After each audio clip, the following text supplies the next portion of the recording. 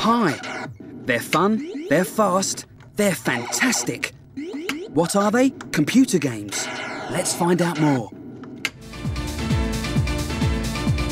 There's lots of different games on the market. You can divide them up into different genres. There's horror, sport games, adventure, action, god games, knowledge games. You can tell the genre of the game even by the packaging, by the colours used, the images on the package.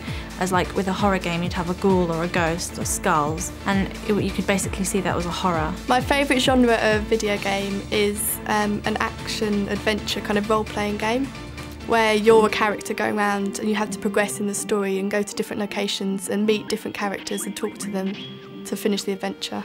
My favourite genre of video games is adventure mystery games. It's because they're very non-linear. You can go this direction, it will take you there. You go that direction, it will take you there. Film equivalents aren't normally the same because controlling a character's actions and actually walking around with a character is a lot different to actually watching someone walk around a town.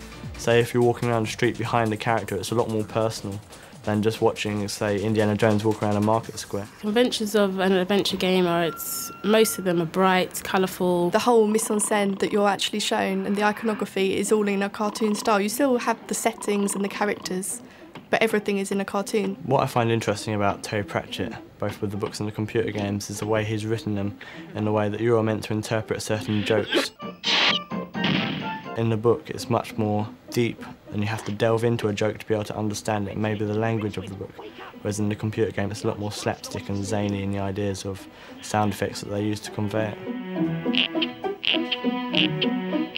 In most computer games and adventure games, there's two types of soundtrack. A diegetic soundtrack, which is the noise actually happening within the action, so this would be like the door slamming.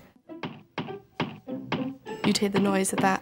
Whereas the other soundtrack is the non-diegetic soundtrack, which is noises put over the top of the actual action, like a soundtrack of nice music to create a nice atmosphere. The non-diegetic soundtrack is quite upbeat and lively. It's quite, kind of short jingles all the way through to emphasise the mood, the upbeat mood of the cartoon. Good day, sirs. The conventions in a horror video game would be dark.